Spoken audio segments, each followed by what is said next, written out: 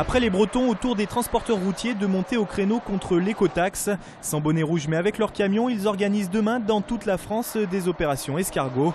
À Lyon, ils se retrouveront sur la rocade Est vers 10 h au niveau du portique de Genasse.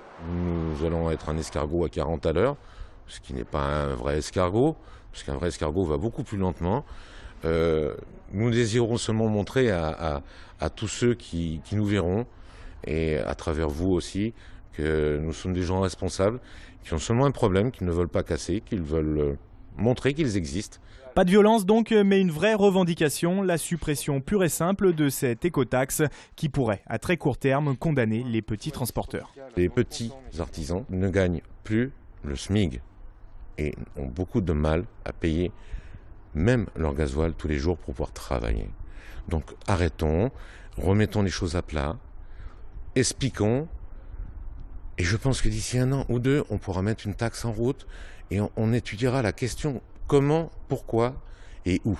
Selon le syndicat, 1500 camions seront mobilisés demain dans toute la France. À Lyon, ils seront une 50aine. Il est encore question de camion, un camion plein de cigarettes cette fois qui, après avoir quitté l'entreprise Logista à Mions tôt hier matin, a été attaqué par de faux policiers sur la rocade Est. Mais le système de sécurité du poids lourd a fonctionné, bloquant ses portes et déclenchant une alarme. Les malfrats sont repartis sans butin. Les gendarmes de Bron sont chargés de l'enquête. C'est parfumé. Voilà. Donc non mais là, je vais faire pleurer un moment. Un caleçon marinière, le cadeau des atelières, a fait son effet cet après-midi sur Benoît Hamon. Le ministre délégué à l'économie sociale et solidaire était en visite dans les ateliers de Villeurbanne.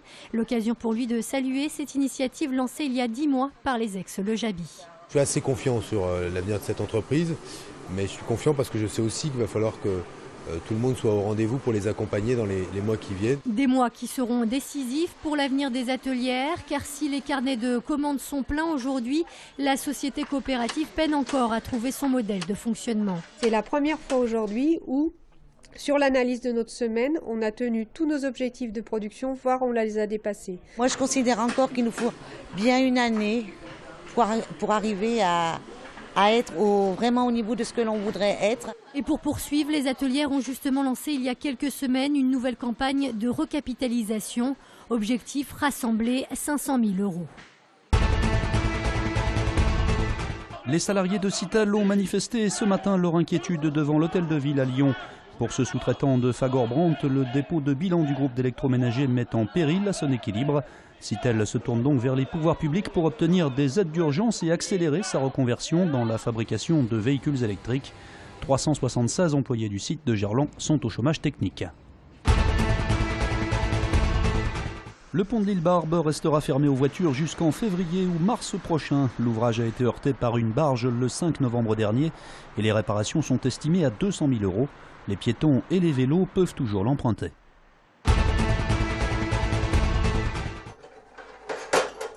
Elles sont rangées là, en toute simplicité, un peu à l'image de l'homme. Celle-ci, c'était au championnat du monde. En 25 années de gymnastique, Yann Cuchera en a emmagasiné des médailles, une centaine sur le circuit senior, dont 2 titres européens, une médaille d'argent et une de bronze au championnat du monde. Mais voilà, toutes les bonnes choses ont une fin et à 34 ans, le plus beau palmarès de la gymnastique française a décidé de tirer sa révérence. On a eu le temps de préparer tout ça, de mettre en place un système de reconversion, mettre en place d'autres projets. Mais quoi qu'il en soit, ça reste un moment délicat et particulier pour un athlète. Durant plus de 20 ans, la gymnastique aura rythmé la vie de Yann. Et même si aujourd'hui ce fils de prof de gym a décidé de raccrocher les maniques, il ne s'en éloigne pas pour autant.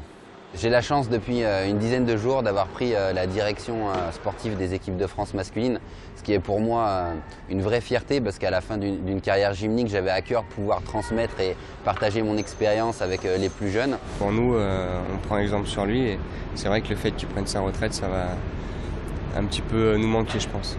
Ce samedi, pour son jubilé, le gymnaste aura les honneurs d'un palais des sports de Gerland plein pour l'occasion. À coup sûr, un moment fort en émotion pour ce Lyonnais d'adoption qui fera peut-être dans sa tête le résumé d'une carrière bien remplie.